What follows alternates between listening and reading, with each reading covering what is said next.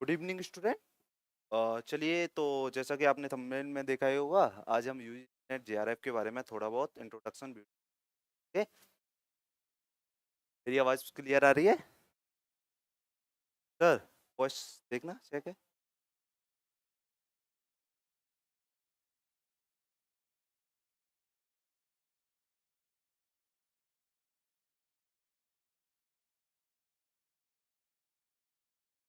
Clear है, okay. चलिए, तो स्टार्ट करेंगे। आज हम बात करेंगे यूजीसी नेट जेआरएफ के बारे में। क्या क्या बातें करने वाले हैं जेआरएफ के बारे में। पहले बात करेंगे कि एग्ज़ाम क्या है। ओके, सबसे पहली बात क्या करेंगे कि ये एग्ज़ाम क्या है। अगर इस एग्ज़ाम को अगर आप क्वालिफाई कर लेते हो तो फिर इसके फ्रूट्स हैं। मान लिया अब सोचिए आपने एग्ज़ाम निकाल लिया है, तो फिर आप क्या बनने वाले हो, इसके बारे में बात करेंगे। तो बात करेंगे कि सिलेबस क्या रहने वाला है इसका। देखिए, जब तक किसी भी एग्ज़ाम को आप देने वाले हो उसके बारे में नहीं जानोगे, तब तक क्या है कि उस एग्ज़ाम से आप फेमिलियर नहीं हो पाओगे और ज़्यादा चांसेस नहीं होते कि आप एग्ज़ाम को निकाल पाओ। अगर किसी चीज़ से आप फेमिलियर नहीं है तो उसे नहीं जानोगे, अगर नहीं जानोगे तो देन से दूर ही रहोगे ना। उसके पास जाने के लिए उसे जानना ज़रूरी है। तो आज हम 3 चीज़ों के बारे में डिटेल में समझेंगे। पहली बात करेंगे कि ये एग्ज़ाम क्या है। ओके, पहले क्या बात करेंगे, ये एग्ज़ाम क्या है। ओके, बात करेंगे कि इसका सिलेबस क्या रहने वाला है, का बस क्या रहने वाला है, और थोड़ा-सा हम डिस्कस करेंगे कि इसको लेके हमारी प्लानिंग क्या रहनी चाहिए। एग्ज़ाम को अगर क्वालीफाई करना है तो प्लानिंग क्या रहने वाली है। ओके, तो चलिए वन बाय वन डिस्कस कर लेते हैं। तो जैसा कि पता है कि इस एग्ज़ाम का नाम क्या है, यूजी नेट स्लैश करके जेआरएफ एग्ज़ाम। बहुत सारे बच्चे तो यही कंफ्यूज होते हैं कि नेट और जेआरएफ का अलग-अलग एग्ज़ाम होता है क्या? नहीं, ऐसा नहीं होता, एक ही एग्ज़ाम होता है। बताता हूँ क्या होता है, कैसे नेट क्वालीफाई होता है, कैसे जेआरएफ क्वालीफाई होता है। ओके? तो जैसे कि मैंने बताया कि एग्ज़ाम का नाम क्या है? जी,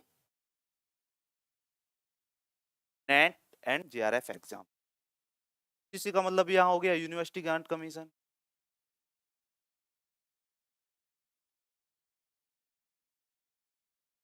क्या हो गया? University grant commission. Okay?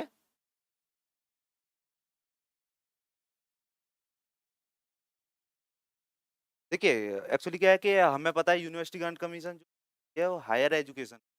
Higher education का मतलब समझ में आ रहा है? आफ्टर आपके 12th जितनी भी एजुकेशन एजुकेशन उससे कौन देखती है? यूनिवर्सिटी ग्रांट कमीशन है, यूजीसी है।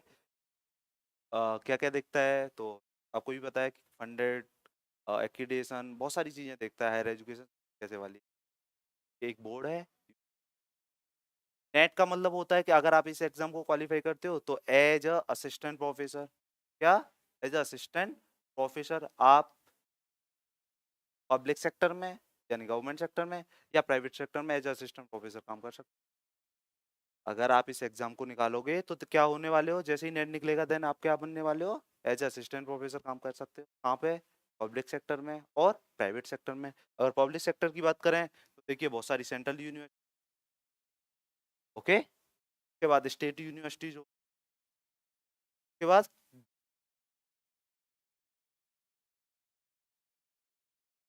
ये तो पब्लिक सेक्टर के फील्ड हो गए आपके लिए।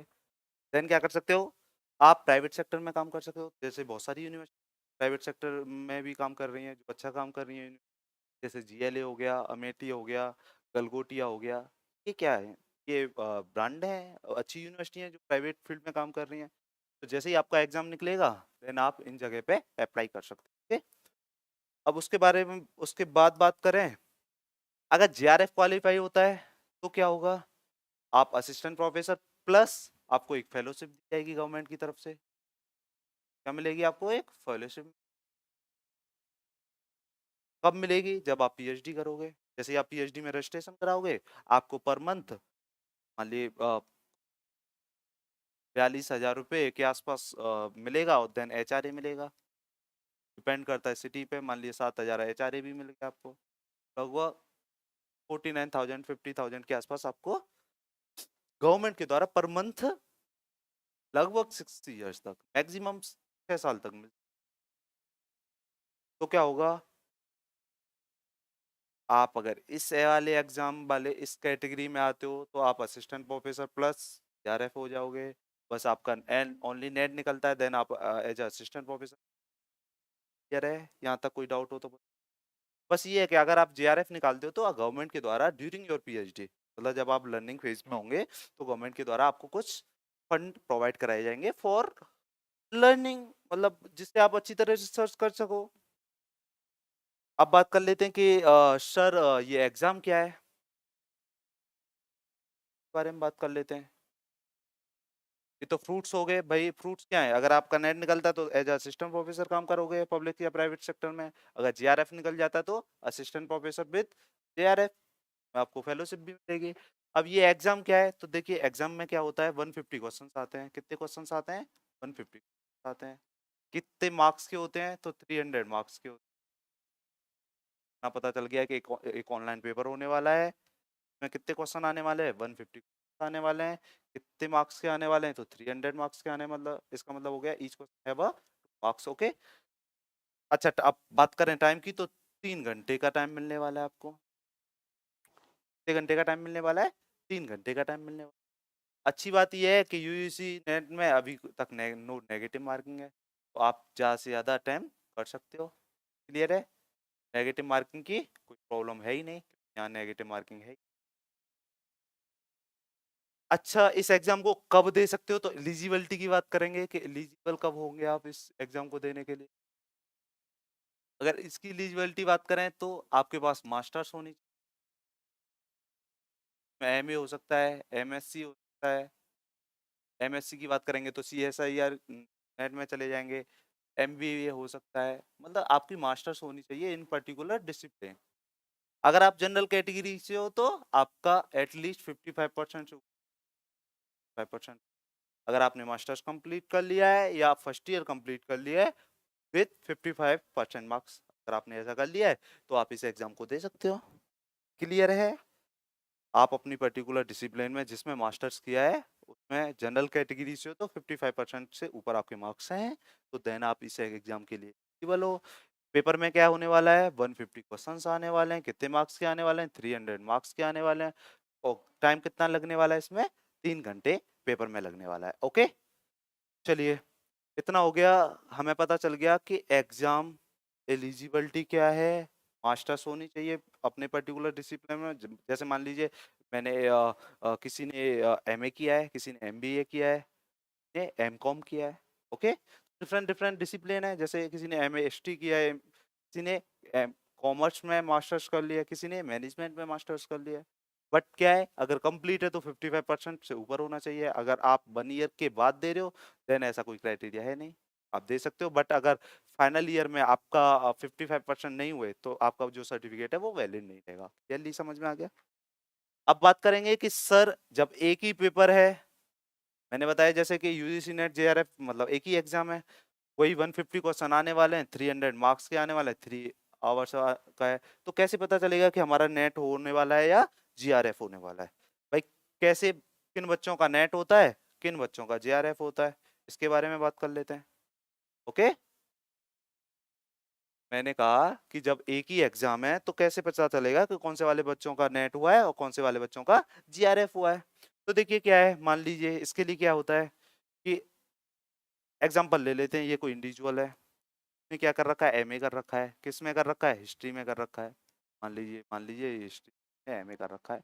ओके, तो ऑल ओवर इंडिया में हिस्ट्री सब्जेक्ट से जितने बच्चे हिस्ट्री वाले नेट जेआरएफ एग्जाम में अपीयर हुए हैं, मतलब जिन बच्चों ने पेपर दिया है, फॉर्म फिल वाले नहीं, जितने बच्चों ने अटेंडेंस दी है उस पर्टिकुलर एग्जाम में, उसका 6% का सिलेक्शन होने वाला है। कितने परसेंट का सिलेक्शन होने वाला है? 6% का सिलेक्शन होने वाला है। उसमें भी 6% में क्या क्राइटेरिया है, जो ऊपर के 2% होंगे वो जेआरएफ नेट प्लस जेआरएफ जाएंगे, भाई उन्हें क्या होगा, असिस्टेंट प्रोफेसर प्लस जेआरएफ मिलने वाला है। और नीचे के 4% जो होंगे उन्हें क्या मिलने वाला है, ओनली नेट असिस्टेंट प्रोफेसर जाएंगे वो। क्लियर है या नहीं है? मान लीजिए ऐसा सोच लेते हैं, नेक्स्ट जो एग्जाम होने वाला है उसमें हिस्ट्री से लगभग 10,000 बच्चे ने एग्जाम दिया ऑल ओवर इंडिया। कितने बच्चों ने दिया? 10,000 ने। तो 6% की वैल्यू कितनी हो गई? 600 हो गई या नहीं हो गई? तो इसका मतलब हो गया 600 बच्चे होंगे जो नेट और जेआरएफ के लिए क्वालिफाई होंगे। इन 600 में क्या है, ऊपर के 2% की बात करें तो 200 हो गए, नीचे के 4% की बात करें तो 400। इसका मतलब हो गया कि ये 200 बच्चों को तो जेआरएफ विद मिलना है। उसके बाद इन 400 बच्चों को क्या मिलने वाला है? ओनली असिस्टेंट प्रोफेसर क्वालिफाई होंगे। समझ में आ गया या नहीं आया? अगर ये नंबर बढ़ता है, मान लीजिए ऐसे सोचिए कि ये नंबर बढ़ गया, ये 20, मान लीजिए आप सोच लेते हैं कि ऑल ओवर इंडिया में 20,000 बच्चों ने पेपर दिया है, तो ये सीट कितने आएंगी? ये 1200 हो जाएंगी। 1200 में अगर 2% की बात करेंगे तो कितना हो जाएगा? 400 हो जाएगा। और 4% की बात करेंगे तो कितना हो जाएगा? 800 हो जाएगा। तो ये 400 बच्चे जाएंगे जेआरएफ विद नेट, अर्थात असिस्टेंट प्रोफेसर प्लस जेआरएफ के लिए, और ये 800 बच्चे जाएंगे only for assistant professor. Clear है? इसमें कोई डाउट है? तो इतना है कि इसमें एक नॉर्म है, क्योंकि ये नॉर्म बेस्ड एग्जाम है। नॉर्म क्या है कि ओनली सिलेक्ट होंगे 6% बच्चे उस पर्टिकुलर सब्जेक्ट में, सब्जेक्ट से आप जेआरएफ देने वाले हो। किसका 6%? तो नंबर ऑफ स्टूडेंट एग्जाम में बैठे थे। क्लियर है? इसमें भी बताया कि ऊपर के 2% के लिए असिस्टेंट प्रोफेसर प्लस जेआरएफ मिलने वाला है, और दूसरे के 4% के लिए ओनली असिस्टेंट प्रोफेसर। इतना क्लियर है? आगे बढ़े। तो हमने क्या क्या डिस्कस किया? एग्जाम क्या है? एग्जाम की बात करें तो कितने क्वेश्चन आने वाले थे? 150 क्वेश्चन आने वाले थे। कितने क्वेश्चन आने वाले थे? 150 150 क्वेश्चन आने वाले थे। कितने मार्क्स के आने वाले थे? तो 300 मार्क्स के आने वाले थे। कितना टाइम लगने वाला था? तो 3 घंटे लगने वाले। समझ में आया? अगर आप इस एग्जाम को निकाल लोगे तो एज अ असिस्टेंट प्रोफेसर आप किसी जगह पे पब्लिक या प्राइवेट सेक्टर में काम कर सकते हो। चलिए तो आगे बढ़ते हैं। फिर दूसरा क्या था हमारा? सिलेबस के बारे में बात कर लेते हैं कि इसका सिलेबस क्या होता है। भाई एग्जाम के बारे में पता चल गया कैसे होना है, नेगेटिव मार्किंग नहीं है, 6% का सिलेक्शन होना है उस पर्टिकुलर सब्जेक्ट में, 2% किसके लिए जाएंगे? जेआरएफ के लिए, और 4% किसके लिए जाने वाले हैं? नेट के लिए। ओके, अब हम बात करेंगे कि सिलेबस क्या रहने वाला है। तो देखिए ये जो पेपर है दो दो सेक्शंस में बांट रखा है इन्होंने। कितने सेक्शंस में बांट रखा है? तो मान लीजिए पहला सेक्शन ए है और दूसरा सेक्शन बी है। ओके, जो सेक्शन ए है वो सभी के लिए सिमिलर रहता है, तो वो जनरल पेपर है। मान लिए आप हिस्ट्री से दे रहे हो, कोई साइकोलॉजी से दे रहा है, कोई एजुकेशन से दे रहा है, कोई कॉमर्स में दे रहा है, तो सबके लिए जो पहला पेपर है जनरल पेपर वो सबके लिए एक जैसा ही होगा, सारी सब्जेक्ट होंगे सभी के लिए एक जैसी हैं। दूसरा क्या होगा? दूसरा आपका सब्जेक्ट कंसर्न होगा। मान लीजिए कोई बच्चा हिस्ट्री में दे रहा है तो सेकंड क्वेश्चन होगा किसका होगा? हिस्ट्री का होगा। किसी ने अगर मैनेजमेंट में दिया तो मैनेजमेंट का होगा। क्लियर हो गया? जैसे कि मैंने बताया कि 150 क्वेश्चंस हैं। कितने क्वेश्चंस थे? 150। कितने मार्क्स के थे? तो 300 मार्क्स के। अब होता क्या है, पेपर एक ही साथ खुलता है, ऐसा नहीं है कि अलग अलग सेक्शन में खुलेगा, एक ही साथ खुलेगा। तो 150 क्वेश्चन होंगे 1 टू लेके 150 तक। तो होना कैसे है? तो जो जनरल पेपर है उसमें कितने क्वेश्चन आने वाले हैं? तो 50 क्वेश्चन आने वाले हैं। कितने मार्क्स के आने हैं? तो 100 मार्क्स के आने वाले हैं। इसका मतलब क्या होगा? Every question have a 2 marks. Okay, इतना क्लियर है? जो दूसरा पेपर है उसमें कितने क्वेश्चन आने वाले हैं? जो सब्जेक्ट कंसर्न है 100 क्वेश्चन आने वाले हैं। कितने मार्क्स के आने वाले हैं? 200 मार्क्स के आने वाले हैं। क्लियर है? यहाँ पे क्या होगा? 100 क्वेश्चन किसके होंगे? जिस सब्जेक्ट से आप नेट जेआरएफ दे रहे हो उसके 100 क्वेश्चन होंगे। बट यहाँ पे क्या है, जो 50 क्वेश्चन होंगे वो क्या है? वो डिफरेंट डिफरेंट एप्टीट्यूड चेक करने वाले हैं आपके। यहाँ different different subject knowledge check की जाएगी आपकी। क्लियर है? अच्छा, करते हैं क्या, कौन कौन से बात कर लेते हैं। तो देखिए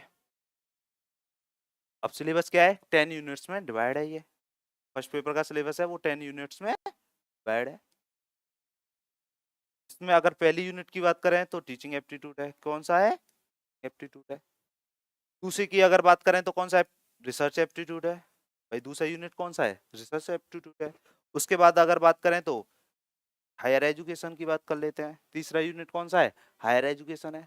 चौथे यूनिट की बात करें तो कौन सा है? पीडीई है, फुल डेवलपमेंट एंड एनवायरनमेंट हो गया। क्लियर है? उसके बाद अगर बात करें तो कौन सा हो गया? कम्युनिकेशन हो गया। कौन सा यूनिट है? कम्युनिकेशन। ओके, चलिए 1 मिनट के लिए हटा देते हैं ये।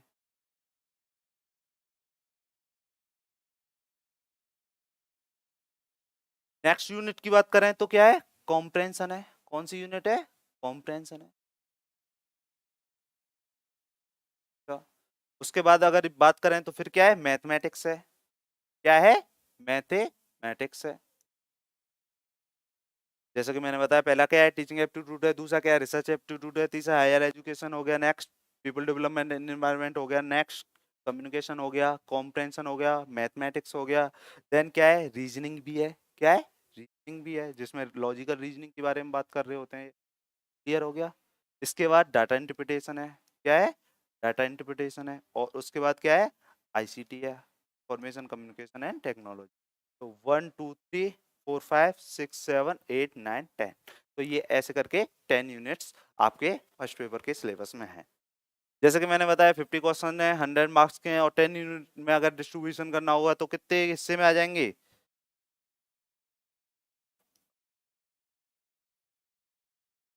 भाई हर यूनिट के कितने? 5 क्वेश्चन के आसपास, अप्रोक्स 5 क्वेश्चन हर यूनिट में से आने वाले हैं। कितने मार्क्स की आने वाली है? तो हर यूनिट लगभग 10 नंबर की आने वाली है। क्लियर है? तो मान लीजिए इसका मतलब हो गया कि टीए के 10 क्वेश्चन आएंगे, रिसर्च एप्टीट्यूड के 10 क्वेश्चन आएंगे, हायर एजुकेशन के 10 क्वेश्चन, सॉरी 10 क्वेश्चन नहीं, सॉरी 10 नंबर के आने वाले हैं। टीए के कितने क्वेश्चन आएंगे? 5 क्वेश्चन आएंगे, 10 नंबर के आएंगे। रिसर्च एप्टीट्यूड के भी 5 क्वेश्चन आने वाले हैं, कितने नंबर के आने वाले हैं? तो 10 नंबर के आने वाले हैं। ऐसे ही हायर एजुकेशन में हम क्या कर रहे होंगे? हायर एजुकेशन में अब क्या कर रहे होंगे हम? प्री इंडिपेंडेंस एजुकेशन सिस्टम कैसे काम कर रहा था हायर एजुकेशन में, पोस्ट इंडिपेंडेंस कैसे काम कर रहा था। रिसर्च एप्टीट्यूड में हम क्या कर रहे होंगे? रिसर्च के बारे में पढ़ रहे होंगे, कितने टाइप की रिसर्च होती है, कैसे रिसर्च की जाती है, स्टेप्स ऑफ रिसर्च के क्या होते हैं। टीचिंग एप्टीट्यूड में क्या कर रहे होंगे? टीचिंग क्या है, नेचर ऑफ टीचिंग क्या है, इसके बारे में डिटेल में पढ़ रहे होंगे। टीचिंग स्टाइल्स क्या होती हैं, टीचिंग मॉडल्स क्या होते हैं, टाइप्स ऑफ टीचिंग क्या होता है, टीचिंग स्किल्स क्या होती हैं, टीचिंग मेथड्स क्या होते हैं, इसके बारे में, ऑफलाइन टीचिंग मेथड्स कौन से हैं, ऑनलाइन टीचिंग मेथड्स कौन से हैं। तो ये सब हम डिटेल में टीचिंग एप्टीट्यूड पढ़ रहे हैं। हायर एजुकेशन में जैसे मैंने बताया, हायर एजुकेशन में प्री इंडिपेंडेंस इंडिया में कैसे काम कर रही होती थी, पोस्ट इंडिपेंडेंस इंडिया में कैसे एजुकेशन सिस्टम काम कर रही है, ब्रिटिश रूल रहा तब हायर एजुकेशन में क्या क्या रिफॉर्म हुए, सब के बारे में पढ़ रहे होते हैं। नेक्स्ट यूनिट है पीडीई। इसमें क्या कर रहे होंगे? पीपल और डेवलपमेंट एंड एनवायरनमेंट। तो पीपल का एनवायरनमेंट के साथ इंटरेक्शन हो रहा है, उसकी वजह से क्या क्या हो रहा है वो सब बताएंगे। नेक्स्ट स्किल है, नेक्स्ट यूनिट है कम्युनिकेशन। देखिए क्योंकि आप एक टीचर बनने वाले हो तो देन आपको पता हो, आप अच्छे और इम्पैक्टफुल टीचर कब बनोगे? जब आपका कम्युनिकेशन स्किल्स बहुत अच्छे हो, तभी तो अच्छे टीचर बनोगे। तो इसका मतलब यहाँ पे ये कम्युनिकेशन भी चेक करने वाला है। देन यहाँ कॉम्प्रेहेंसिव एबिलिटी आपकी चेक करने वाला है। नेक्स्ट यूनिट में क्या होगा? एक पैराग्राफ दे रखा होगा, में कितने क्वेश्चंस होंगे? 5 क्वेश्चंस दे रखे होंगे। यहाँ पे कुछ पैराग्राफ दे रखा है, यहाँ पे क्या होंगे? क्वेश्चन होंगे, जो नीड है यहाँ से उठा के आंसर्स में देनी है। यही तो होता है कॉम्प्रहेंशन में। क्या होता है? मान लिया कोई स्टोरी या कोई कॉम्प्रहेंशन वाला हिस्सा दे रखा होता है, उसमें कुछ डाटा दे रखा होता है, और नीचे क्या होता है? उसी डाटा में से पूछ लेता है। यही है। उसके बाद हम मैथमेटिक्स में, तो मैथमेटिक्स में कुछ चैप्टर्स हैं, लाइक जैसे परसेंटेज हो गया, प्रॉफिट एंड लॉस हो गया, रेशियो हो गया, एवरेज हो गया, ऐसे कुछ अर्थमेटिक के टॉपिक्स हैं, उनमें से मैथमेटिक्स में 5 क्वेश्चंस आने वाले हैं। उसके बाद अगर रीजनिंग की बात करें तो लॉजिकल रीजनिंग के बारे में बात करेंगे, सोर्स ऑफ इंफॉर्मेशन की बात करेंगे, ये सब बात करने वाले हैं। हम बात करेंगे कि इंफॉर्मेशन का सोर्स क्या रहा है, सबके बारे में बात करेंगे। फिर नेक्स्ट यूनिट है डाटा इंटरप्रिटेशन। तो डाटा इंटरप्रिटेशन में क्या है? एक पर्टिकुलर डाटा दे रखा होगा, वो किसी भी फॉर्म में हो सकता है, पाई चार्ट की फॉर्म में हो सकता है, टेबल फॉर्म में हो सकता है, और नीचे क्या होगा? उस डाटा को एनालिसिस करवाएगा। यही तो होगा। मान लीजिए यहाँ पे कोई डाटा दे दिया, और यहाँ पे दिया कि क्या पर्टिकुलर चीज के कितने नंबर्स हैं। उसके बाद यहाँ पे क्या करने चेक करने वाले हैं, क्योंकि हमें पता है हायर एजुकेशन में अब आगे के टाइम में इंफॉर्मेशन कम्युनिकेशन टेक्नोलॉजी का जमाना है। आईसीटी से रिगार्डिंग जितनी भी इंफॉर्मेशन है वो पूछना चाहेंगे। ओके, तो हमने पता कर लिया कि ऐसे करके ये 10 यूनिट्स ये यूजीसी नेट जेआरएफ पेपर 1 में होती है। अब बात करें पेपर 2 में। पेपर 2 में सब्जेक्ट एक ही होता है, पर वो कितने हिस्सों में बटा होता है? वो भी 10 यूनिट्स में बटा होता है। क्योंकि मैं आपके साथ पेपर 1 डिस्कस करने वाला हूँ, तो मैं पेपर 1 के बारे में बता रहा हूँ। समझ में आया कि नहीं आया? पेपर 1 क्या क्या है, 50 क्वेश्चन आने वाले हैं, कितने मार्क्स के आने वाले हैं, तो बात करें तो 100 मार्क्स के आने वाले हैं। तो एवरी क्वेश्चन है वह 2 मार्क्स। क्लियर है? उसके बाद कितनी यूनिट हैं, तो 10 यूनिट्स हैं, अलग अलग सब्जेक्ट्स को रिलेट कर रही हैं, अलग अलग एप्टीट्यूड चेक कर रहा है। तो जिसमें पहला टीचिंग एप्टीट्यूड था, जिसमें आपके सारा टैलेंट ऑफ टीचिंग देखा जाएगा। नेक्स्ट यहाँ रिसर्च एरिया के बारे में बात कर रहे थे, देन हम ये डिस्कस कर चुके हैं। अब हम बात कर लेते हैं कि सर सिलेक्शन का कितने परसेंट नंबर अगर हम ले आए हैं तो सिलेक्शन हो जाता है। तो देखिए अब तक की बात करें तो अगर आप जनरल कैटेगरी से हो तो अगर आप 65% के आसपास नंबर लेके आते हो, कितने परसेंट, 65% के आसपास नंबर लेके आते हो अपनी पर्टिकुलर सब्जेक्ट में, तो आप सोच सकते हैं कि आप नेट निकाल लोगे। क्या निकाल लोगे? नेट आप क्वालिफाई कर लोगे। इसके बाद अगर आप 70% के आसपास नंबर लेके आते हैं तो आप कंफर्मली ही जेआरएफ निकाल लोगे अपनी पर्टिकुलर सब्जेक्ट में। तो इतना क्लियर हो गया कि 100% तो नंबर लेके नहीं आने। कितने परसेंट नंबर लेके आने? 65% या 70%। मान लीजिए हम टारगेट कर रहे हैं जेआरएफ को, तो हमें 70% के आसपास नंबर लेके आने हैं। दोनों पेपर को मिला के लेके आने हैं। नेगेटिव मार्किंग है नहीं। तो सोच सकते हैं मान लीजिए इसका अगर बात करें तो अगर यहाँ से दोनों मान लीजिए हमने टारगेट किया कि हमें 70% लेके आने वाले हैं, तो दोनों ही पेपर का ले लेते हैं। तो इसमें भी 70% की बात करेंगे तो कितने क्वेश्चन सही होने चाहिए भाई? 35 क्वेश्चन के आसपास सही होने चाहिए। इधर की सेकंड पेपर के बारे में बात करें, एक मिनट रुको। अगर सेकंड पेपर मान लीजिए ये सेकंड पेपर है, सेकंड पेपर जो सब्जेक्ट कंसर्न था, क्या था उसमें? 100 क्वेश्चन ही तो आने वाले थे। कितने मार्क्स के थे? तो 200 मार्क्स के। उसका 70% की बात करें तो लगभग 70 क्वेश्चन आपके सही होने चाहिए भाई, तभी तो कितने मार्क्स आएंगे? 140 मार्क्स आएंगे। इधर से 35 क्वेश्चन सही करोगे तो कितने मार्क्स आएंगे? 70 मार्क्स आएंगे।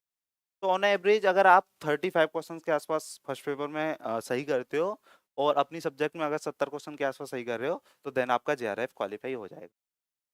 अगर मान लीजिए यहाँ पे कुछ कम स्कोर करते हो, मान लीजिए यहाँ पे 30 स्कोर किया है, 30 क्वेश्चंस को सही किया है, तो यहाँ पे बढ़ाना पड़ेगा भाई। जितना इधर कम है उतना उधर ज्यादा लाना पड़ेगा।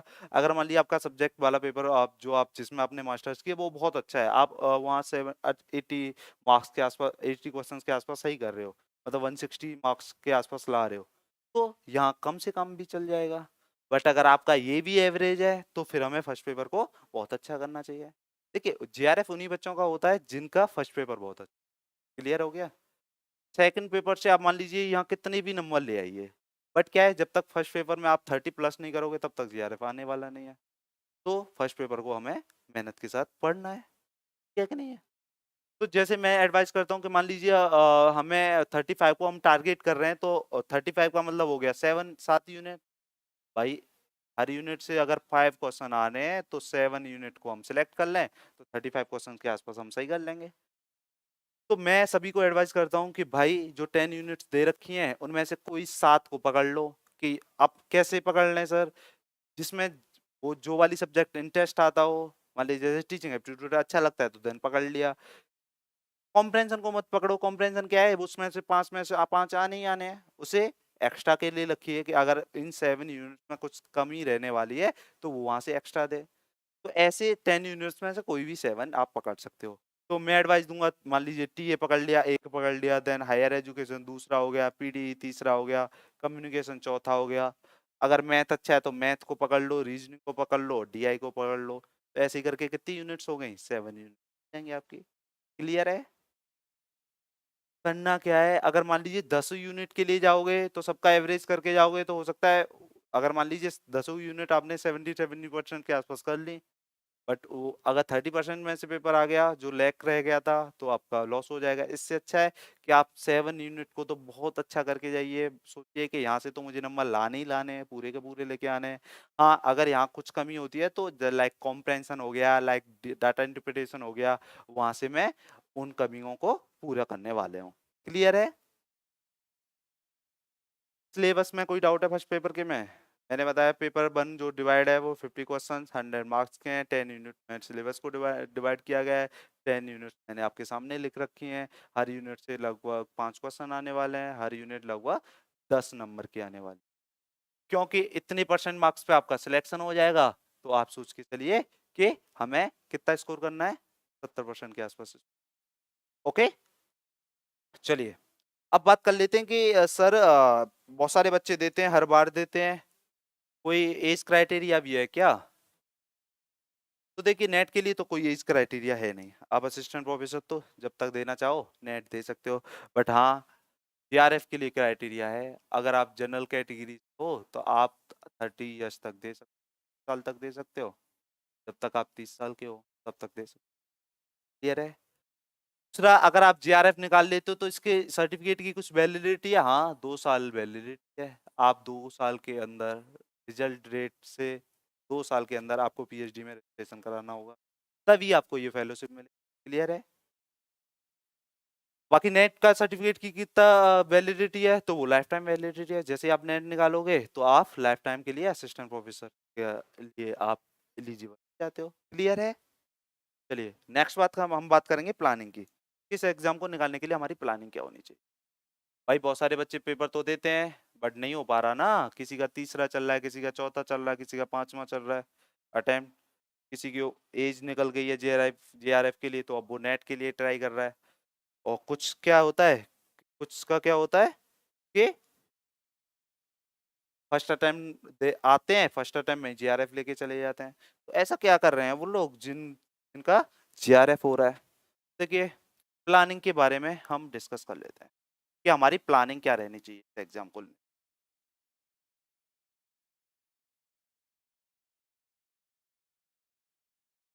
तो देखिए हमें पता है कि एक साइकोलॉजिस्ट ने जिनका नाम है कॉल्ब, जिन्होंने एक्सपीरियंसिंग लर्निंग की बात की है, उन्होंने बताया कि कैसे हम अपने या दूसरे के एक्सपीरियंस से लर्निंग कर सकते हैं। तो मैं एडवाइस देता हूँ कि भाई अपना एक्सपीरियंस करके ही क्यों, मान लिया आप जाओ एक्सपीरियंस करो फेल हो जाओ फिर सीखो, इससे अच्छा है कि दूसरे के एक्सपीरियंस, भाई क्या क्या कमियां रही, क्या क्या लैक्स रही, क्या क्या गैप्स रहे जिसकी वजह से इनका एग्जाम क्लियर नहीं हो पाया। तो चलिए बात कर लेते हैं। तो जैसे मैंने बताया कि देखिए दो तरह की प्रॉब्लम, दो तरह की बीमारी मिलती हैं इस एग्जाम को फेल होने की। तो पहले तरह की जो बीमारी है वो लगभग 90% लोगों में मिलेगी, ऐसे लोग जिनका रिजल्ट क्या था, फेल था, नेगेटिव था। 100 लोग उठाए आपने तो लगभग 90 लोग क्या हो जाएंगे, एक तरह की बीमारी से मतलब परेशान है। 10% के आसपास एक तरह की बीमारी से परेशान है। पहली बीमारी क्या है, किस टाइप की बीमारी मिलती है इन लोगों में, तो देखिए एक तो टाइम मैनेजमेंट का इशू है। एक्चुअली क्या है, टाइम तो बहुत मिलता है इस पेपर के लिए पर कुछ बच्चों को टाइम मैनेजमेंट इशू, पता नहीं क्यों, कैसे क्या हो रहा है उनके साथ। दूसरा है कि कुछ बच्चे बोलते हैं कि एक्चुअली हमें पता ही नहीं था एग्जाम ऐसे पूछने वाला है, तो एग्जाम फेमिलियर नहीं है, उन्होंने मेहनत तो बहुत की, पढ़ भी लिया, बट क्या हुआ कि वो एग्जाम से फेमिलियर ही नहीं थे। नेक्स्ट क्या है, कुछ ऐसे बच्चे होते हैं कि पूरी सेशन मेहनत करते हैं और बट एग्जाम टाइम पे नर्वस हो जाते हैं और एग्जाम फोबिया हो जाता है, उसकी वजह से उनकी जो परफॉर्मेंस है वो घट जाती है। तो ये तीन तरह की बीमारी मिलने वाली हैं। कुछ ऐसे भी हैं जो बोलते हैं कि एक्चुअली आउट ऑफ सिलेबस था, क्या था, आउट ऑफ सिलेबस था। तो आउट ऑफ सिलेबस जैसी कोई बीमारी होती नहीं है। आप 6 क्लास के बच्चे तो हो नहीं कि यूजीसी नेट करे कहे कि ले देखो मैं आपको ये पेपर पूछने वाला हूँ, आप पहले से ही पढ़ लीजिए। तो उन्होंने एक सिलेबस पर्टिकुलर दे रखा है, एनटीए वाली पे साइड पे पड़ा हुआ है, कल हम भी दिखा देंगे नेक्स्ट क्लास में। तो ये बीमारी है नहीं, हाँ ये तीन बीमारी हैं जिनकी वजह से बच्चे इस एग्जाम में फेल हो रहे हैं। 10% क्या है कि लैक ऑफ नॉलेज।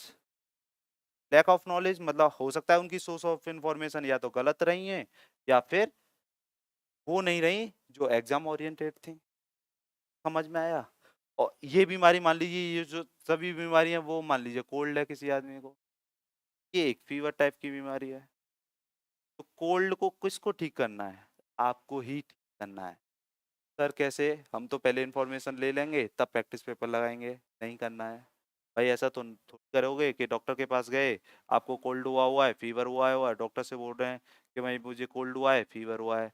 डॉक्टर बोले कि अच्छा एक काम करो, पहले कोल्ड को ठीक करता हूँ फीवर को ठीक करता हूँ, वैसा तो नहीं करता। वो क्या करता है, दोनों को एक साथ ठीक करता है, दवा दे देता है। तो करना क्या है, इन सभी बीमारियों का एक ही दवाई है। दवाई क्या है, तो उसका नाम है प्रैक्टिस पेपर। क्या है, practice paper. Sir practice paper तब लगाएंगे ना जब इन्फॉर्मेशन होंगी। अरे भैया कौन सी बीमारी ठीक कर रहे हो, ये वाली बीमारी ठीक करने वाले हो ना। टाइम मैनेजमेंट के लिए आपको टाइम का देखना है ना, नंबर कितने आ रहे हैं नहीं देखना।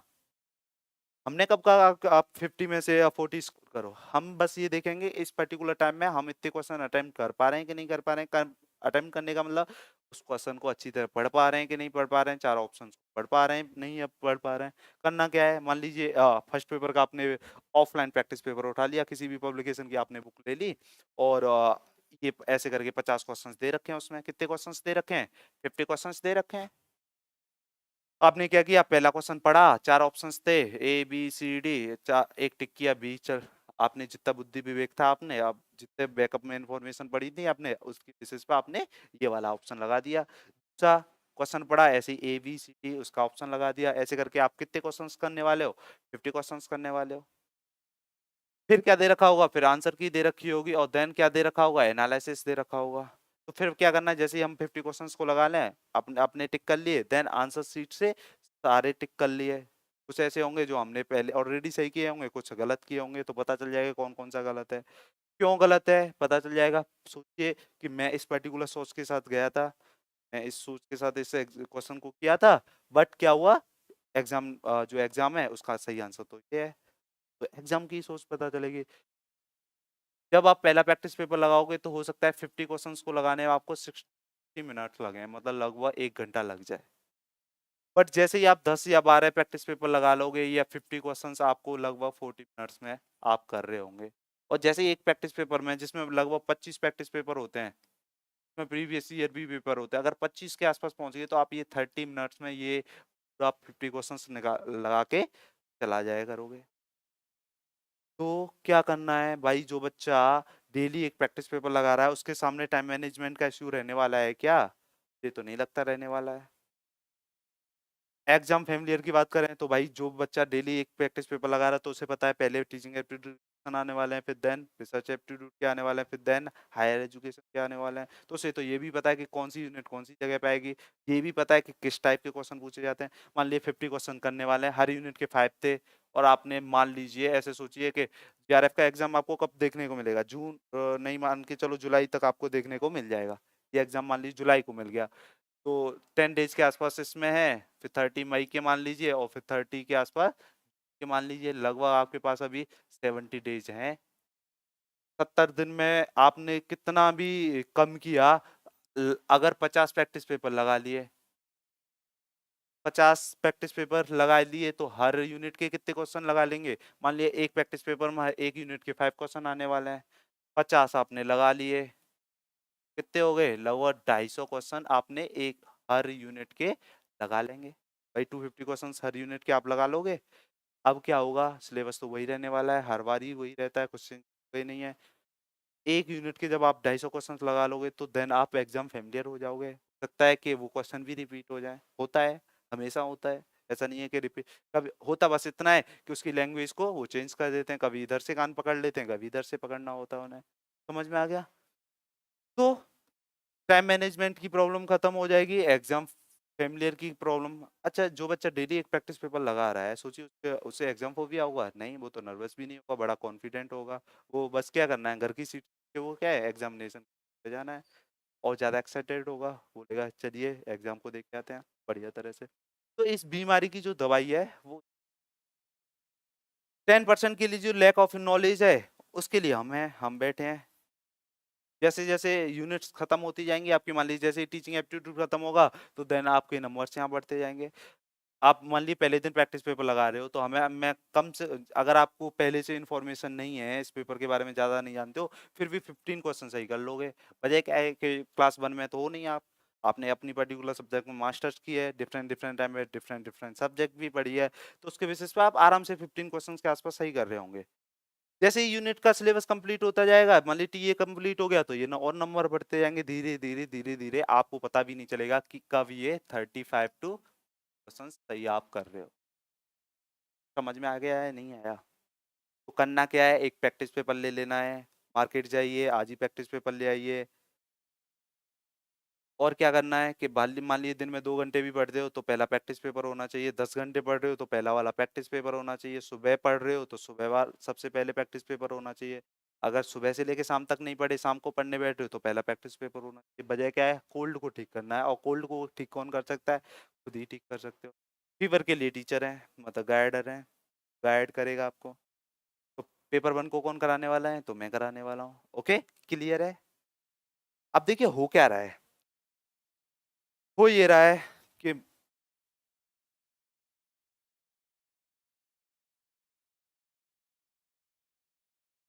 आप कहेंगे कि सर बहुत सारे बच्चे ये भी कर रहे होंगे तो फिर उनका सिलेक्शन क्यों नहीं है? मान लीजिए ये है, एक आदमी है जिसको बीमारी है, क्या है? बीमारी है। एक दूसरा आदमी है जिसको, इसको भी कोई बीमारी है, भाई इसको भी कर लेते हैं। ओके, ओके, ये दो आदमी है, दोनों को बीमारी है। ये बहुत सारी टेबलेट्स हैं, ये क्या है? बहुत सारी टेबलेट्स हैं। इधर भी बहुत सारी टेबलेट्स हैं, तो दवाइयाँ हैं। अब ये क्या कर रहा है? ये आदमी ये गोली खा रहा है, पता चला कि जो बीमारी थी उसकी ये गोली। फिर ये वाली गोली खाई, पता चला फिर भी ठीक नहीं हुआ, ये गोली खाई, ये गोली खाई, ये गोली खाई। भगवान की बहुत अच्छी कृपा रही, ये वाली गोली वही गोली निकल आई जो इससे बीमारी थी। देखिए प्रोबेबिलिटी की बात है, संभावना है कि ये ठीक हो जाएगा। क्या हो जाएगा? हो जाएगा। 100% श्योरिटी नहीं है, क्योंकि वो दवा निकल आई है इसलिए ठीक होगा। ये भी चांसेस हो सकता है कि वो दवा ना निकले तो ठीक होगा। चीज क्या है? जीआरएफ नेक्स्ट एग्जाम कर क्या रहे हो? बहुत सारे सोर्स ऑफ इंफॉर्मेशन बना रखे हैं, भाई फ्री एजुकेशन का ज़माना है, तो कर क्या रहे हैं कि यहाँ से पढ़ लूँ, यहाँ से पढ़ लूँ, एग्जाम टाइम पे ये मैराथन ले लूँ, ये ले लूँ। पता चल रहा है वो सब क्या कर रही हैं? साइड इफेक्ट कर रही हैं। भाई जो काम की दवा थी वो मिल ले ली, और देन बाकी दवा क्या करने वाली थी? Side effect. हो सकता है सारी दवा ऐसी ले ली जिनका कोई यूज ही नहीं था। तो ज़्यादा सोर्स ऑफ इंफॉर्मेशन मत रखिए, जितने ज़्यादा आपके सोर्स ऑफ इंफॉर्मेशन होंगे उतना ज़्यादा कंफ्यूजन। तो एक काम करिए, मान लीजिए आप एक कोई भी सोर्स ऑफ इंफॉर्मेशन एक बना लीजिए, इससे अच्छा लगे उससे पढ़िए। क्लियर है कि नहीं है? अच्छा, इधर क्या है? ये दूसरा आदमी क्या है, इसने क्या किया? बस एक काम किया आपसे, इस वाले से ज्यादा क्या किया? डायग्नोसिस करा लिया। क्या कर लिया? डायग्नोसिस कराया, और पता चला कि महोदय को क्या हो गया? मलेरिया हो गया है। क्या हो गया है? मलेरिया हो गया है। और देखा इधर कि देखिए कौन सी ऐसी टेबलेट है जो सिनकोना टी से बनी हुई है। पता है ना कि मलेरिया को कौन सी टेबलेट काम करती है? जो सिनकोना टी से बनी हो। और ये वाली गोली खाई, देखिए 100% ठीक होगा। होगा या नहीं होगा 100%? तो यहाँ तो प्रोबेबिलिटी है नहीं, क्योंकि और गोलियां नहीं खाई तो बगेज भी नहीं है, मतलब there is no side effect. तो यही हो रहा है, बहुत सारे बच्चे क्या है कि हार्ड वर्क कर रहे हैं, इन्फॉर्मेशन तो वो ले रहे हैं, टाइम भी स्पेंड कर रहे हैं, बहुत ज्यादा टाइम दे रहे हैं एग्जाम के लिए। ऐसा नहीं है कि उन्होंने वो मेहनत नहीं कर रहे, बट उन्होंने क्या किया? सोर्स ऑफ इन्फॉर्मेशन बहुत बना रखी है, बहुत सारी बुक ले रखी हैं। अब क्या उससे क्या हो रहा है? बस टाइम बेकार ही हो रहा है। तो एक काम करिए, कोई एक अच्छी सी बुक लेनी है बस। दूसरा क्या करना है? दूसरा एक अच्छा सा कोई भी से लगता हो, अच्छा लगे, एमकेओ पकड़ लो जो आपसे ज्यादा जानता हो उस सब पर्टिकुलर सब्जेक्ट में। इस इतना करोगे तो ये एग्जाम आसानी से निकाल लोगे। क्लियर है या नहीं है? तो मेरा कहने का जो मतलब है वो बिल्कुल क्लियर है। आपका क्या होगा? सोर्स ऑफ इंफॉर्मेशन ज़्यादा नहीं हो। होता क्या है कि आप पैनिक में हो जाते हो। मान लीजिए आप करते क्या हो? बहुत सारे यूट्यूबर्स क्या कर रहे हैं? वो यूट्यूबर्स हैं, टीचर तो है नहीं। वो क्या करते हैं, मान लीजिए आप सोचिए, मैं ही मान लीजिए यूट्यूबर हूँ, मुझे अपना वीडियो चलाना है। मैं एग्जाम टाइम पे 10 क्वेश्चंस लेके जाऊं, और पता चला जैसे ही आपने देखा मैं यूजीसी नेट जेआरएफ के एग्जाम में जो क्वेश्चंस आ रहे हैं उसी टाइप के क्वेश्चन लेके जा रहा हूँ, और पता चला आपने आपने 10 में से 8 कर लिए। तो आपने देखा ये तो इजी क्वेश्चन पूछ रहा है टीचर, बता रहा है टीचर। आप क्या करोगे? दूसरे यूट्यूब चैनल पर शिफ्ट कर जाओगे। वो दूसरा आदमी क्या कर रहा है? वो एक यूट्यूबर है, उसका एम क्या है? उसका एम क्लियर है कि उसे पैसे कमाने हैं। उसे इससे मतलब नहीं है कि आपका यूजीसी निकले या नहीं निकले। अब वो क्या करेगा? सब्जेक्ट वही होगा, बट वो ऐसे क्वेश्चंस ले आएगा जो जेआरएफ में कभी ना पूछे गए जाने वाले हैं, ना कभी पूछे गए हैं, ना कभी पूछे आगे आने वाले हैं। अब आपने देखा 10 में से आप क्वेश्चन 5 ही अटेम्प्ट कर पाए, तो क्या होगा? आप डिमोरलाइज हो जाएंगे। पता चलेगा कि यार मैंने तो इतना नहीं पढ़ा, मुझसे तो ये नहीं हो पा रहा। तो आपका क्या होगा? मोटिवेशन लो हो जाएगा। उसकी वजह से क्या करोगे? आप ये वाला यूट्यूब चैनल पकड़ लोगे, और क्या होगा, आपको ये उस पर्टिकुलर सब्जेक्ट में पता नहीं क्या कर पढ़ाएगा, बट जीआरएफ एग्जाम तो नहीं निकल पाएगा, क्योंकि उसका भी एम क्लियर था। का एम क्या था, मन पैसा कमाना। तो इसलिए क्वेश्चन आर्डर के बच्चे कब आएंगे, जब मैं आपको डिमोरलाइज करूंगा, तभी तो आप मेरे पास आओगे। अगर मैं ही मान ली, चाहे मैं यूजीसी नेट जेआरएफ के ही क्वेश्चन दे रहा हूँ, बट वो इजी लग रहे हैं, तो देन आप नहीं आओगे। बट हमें क्या करना है, हमें एग्जाम के क्वेश्चंस करने हैं, एग्जाम में पूछा क्या जा रहा है वो आना चाहिए, ना कि कुछ भी पढ़ रहे हो। समझ में आ गया? तो सोर्स ऑफ इंफॉर्मेशन ज्यादा नहीं होने चाहिए, मैराथन नहीं। अपना जो सेल्फ नोट्स होंगे, मान लीजिए अभी से आप पढ़ोगे सारी यूनिट, धीरे धीरे मैं कराऊंगा आपको, आप अपने नोट्स बनाइए, एग्जाम टाइम पे उन्हें बार बार रिवाइज करिए। ओके, खुद पे बिलीव रखिए, ट्रस्ट रखिए कि भाई मेरी जो सोर्स ऑफ इंफॉर्मेशन है वो ठीक है। क्लियर है?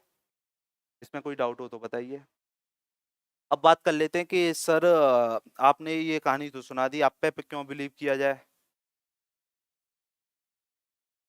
आप पे ट्रस्ट क्यों किया जाए, तो थोड़ा बहुत अपने बारे में बता देता हूं मैं। ओके, चलिए।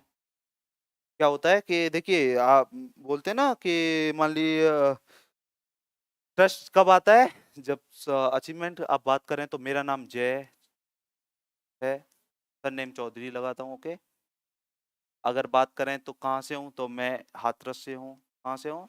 हाथरस, जो आगरा में पड़ता है, आगरा के पास में पड़ता है। ओके, क्लियर है?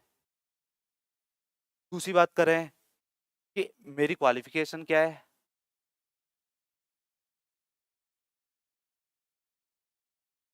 तो मैंने बीएससी किया है। ओके, प्रोग्राम था तो पीसीएम में था, फिजिक्स केमिस्ट्री मैथ था। कब किया था? 2016 में किया था। उसके बाद एमएससी किया मैथ से। कैसे? मैथ से। क्लियर है? अब यहाँ से क्या पता चल रहा है कि हम हायर एजुकेशन में प्रोफेसर बनने वाले हैं किसके? मैथ के। बट क्या हुआ, ये बात कब की है? 2018 की है एमएससी कंप्लीट होने का, लगभग 5 ऑफ जुलाई या 5 ऑफ अगस्त एक 2017 में एक सुप्रीम का डिसीजन आया कि क्या है कि आप बीएड है जो पीआरटी के लिए जो एलिजिबल हो गई है। अगर आप बीएड कर लेते हो तो आप पीआरटी के लिए, टीजीटी के लिए एलिजिबल हो जाते हो, क्योंकि आपके पास ऑलरेडी मास्टर है, तो आप पीजीटी के लिए भी एलिजिबल हो, हायर एजुकेशन के लिए भी एलिजिबल हो, अगर आप नेट और जेआरएफ निकालते हो तो हमें एडवाइस किया गया हमारे पेरेंट्स के द्वारा, तो हमने क्या किया, बीएड कर लिया। क्या कर लिया? बीएड किया। कहाँ से? GLA university. कब कंप्लीट हुआ? तो 2020 में कंप्लीट हो, कोविड आ गया है। ओके, इसके बाद क्या है, हमने एजुकेशन में मास्टर्स किया। किस में मास्टर्स किया? एजुकेशन में मास्टर्स कर ली। क्लियरली पता चल गया? तो डबल पीजी है, ये कब कंप्लीट हुई? 2022। अब इसके बाद बात कर लेते हैं कि हमारे अचीवमेंट्स क्या है। अगर अचीवमेंट की बात करें तो बीएड के बाद बहुत सारे एग्जाम्स आपको देखने को मिलेंगे, देते हैं, क्योंकि देखिए, एक बीएड होने से बीएड प्लस यूजी, देन आप पीआरटी, टीजीटी, पीजीटी, और देन हायर एजुकेशन में टीचिंग प्रोफेशन कर सकते हो। अलग अलग जगह पे अलग अलग बोला जाता है। भाई हायर एजुकेशन में टीचर को क्या बोला जाता है? प्रोफेसर बोला जा रहा है। यहाँ लेक्चरर बोला जा रहा है, यहाँ पे टीचर बोला जा रहा है। क्लियर है? तो यहाँ से इतना पता चल गया कि हमारा ये, अब अचीवमेंट की बात करें तो सबसे बड़ी बात है कि हम जेआरएफ क्वालिफाइड हैं। ओके, कितने परसेंटाइल के साथ हैं? तो 99.6 परसेंटाइल के साथ। ओके, उसके बाद नेट क्वालिफाइड है, पहला टाइम था अपियरिंग में दिया था, नेट हुआ था, दूसरे हमने क्या कर लिया, जेआरएफ क्वालिफाई कर लिया। क्लियर है? इतना कोई दिक्कत है? इसके बाद अगर आप नेक्स्ट बात करें तो ये नेट प्लस जेआरएफ हो ही गया। उसके बाद हमने डिफरेंट डिफरेंट टीचिंग एग्जाम्स निकाले हैं, जैसे एपीएस, आर्मी पब्लिक स्कूल के लिए। ओके, ये एग्जाम हमने क्वालिफाई किया। हम अगर बात करें तो हरियाणा टीजीटी की बात कर लेते हैं, टीजी मैथ के साथ क्वालिफाई किया। ओके, राजस्थान में जो गवर्नमेंट टीचर बनते हैं, रीट का एग्जाम, वो क्वालिफाई किया। क्लियर है? इसके बाद बात करें तो एमपी में जो टीचर बनते हैं, क्वालिफाई किया। बाकी कुछ एलिजिबल टेस्ट होते हैं टीचर बनने के लिए, तो टेट क्वालिफाई किया, टेट क्वालिफाई किया। क्लियर है कि नहीं? तो ये हमारे कुछ अचीवमेंट्स हैं।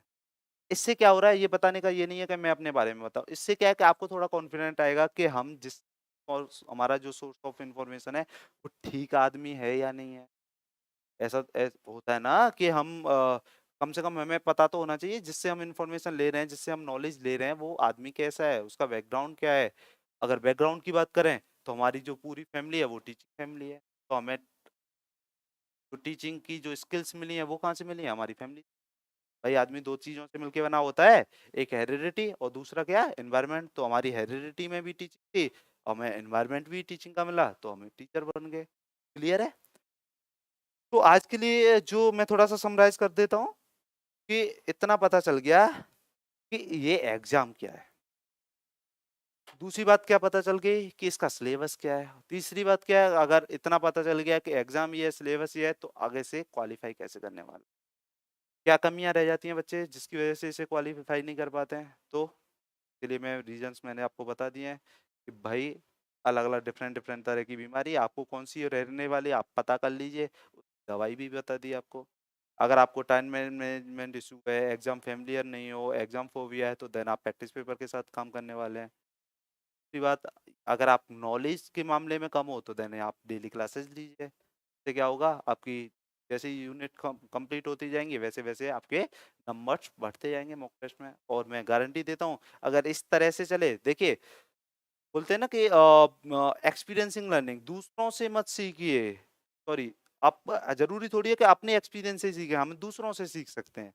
मुझे पता है कि मैंने निकाला है इस एग्ज़ाम को, परसेंटाइल के साथ निकाला है, तो मुझे पता है कि कौन-सा रास्ता सही है इस एग्ज़ाम को निकालने के लिए। तो कोल्ड पे भी काम करना है, फीवर पे भी काम करना है। ऐसा नहीं है, दोनों को बीमारियों को एक साथ ठीक करना है। ऐसा नहीं है कि मैं पहले इन्फॉर्मेशन ले लूँ, एग्ज़ाम से पहले 5 दिन पहले प्रैक्टिस पेपर लगा के देखूँगा। बच्चे तो वो भी नहीं लगाते, सीधे चले जाते हैं। भाई जब तक आप प्रैक्टिस नहीं करोगे, किसी भी ट्रायल में रहोगे तो मिस्टेक्स करोगे, गलतियाँ करोगे। जितनी ज़्यादा प्रैक्टिस कर लोगे, उतनी ज़्यादा परफेक्शन की तरफ बढ़ोगे। बढ़ोगे या नहीं बढ़ोगे? तो जैसे आप की बात मोटिवेशन की बात कर लेते हैं कि देखिए मोटिवेशन इतना बड़ा है कि 90 दिन नहीं भी, 90 दिन भी नहीं है, 70 दिन है, 70 डेज हैं या नहीं है? 70 डेज हैं। अगर 70 डेज आप मोटिवेट, फोकस्ड और इंटरेस्टेड रहते हो, ये मोटिवेशन बना रहता है, तो आपको ये लायबिलिटी, मान लिया अभी क्या हुआ, आप लायबिलिटी हो, क्या बन जाओगे? एसेट बन जाओगे, एज असिस्टेंट प्रोफेसर कहीं भी काम कर रहे हो। समझ में आया है? तो ये 2 महीने जो लगभग 70 दिन है, वो आपको अपनी लाइफ के लिए अगर आप देते हो, के साथ बने रहते हो, देन ये आप एग्ज़ाम ईज़ी निकाल लोगे। वजह क्यों है इतनी, हम श्योरिटी के साथ मैं क्यों बोल पा रहा हूँ? क्योंकि मैंने ये एग्ज़ाम निकाला है, आसानी से निकाला है। बस क्या है कि एक रास्ता था जो मैंने पकड़ा, रास्ते पे मैं बना रहा और ये मैं, चलिए कल क्या करने वाले हैं, कल हम इस थोड़ा बहुत और सिलेबस को डिटेल में डिस्कस करेंगे और टीचिंग एप्टीट्यूड पढ़ना है वो डिस्कस। बाकी आपकी जो भी डाउट हो वो आप कमेंट बॉक्स में लिख सकते हैं। क्लियर है? चलिए, तो डेली मिलते रहेंगे और आगे की क्लास कंटिन्यू करेंगे। कोई ज़्यादा दिक्कत नहीं आने वाली है, बड़े आराम से ऐसे चलेंगे आपको पता भी नहीं चलेगा कि हमारी लर्निंग चल, बड़े स्टोरी टेलिंग में, जिससे क्या है कि आपकी जो नॉलेज है वो रोड मेमोरी की बात नहीं करेंगे, हम रोड लर्निंग की बात ही नहीं करेंगे। हम किसकी बात करेंगे? रिसेप्टिव की बात। हम ऐसे कि हम पढ़ा और वो हमारी नोटबुक में नहीं है, वो सब क्या है हमारे दिमाग में है। ओके, ठीक है। तो कोई भी ऐसा बच्चा जिसने अपनी मास्टर्स की है और उसके 55% से ऊपर है, अगर वो जनरल कैटेगरी में है, चैनल से जुड़ जाइए और हमारी क्लासेस लीजिए। ओके, और मैं ये बोलता हूँ कि ये क्लासेस आपकी बहुत हेल्प करने, okay, for you net JRF exam. चलिए, थैंक यू। आज के लिए इतना ही रखेंगे। ओके।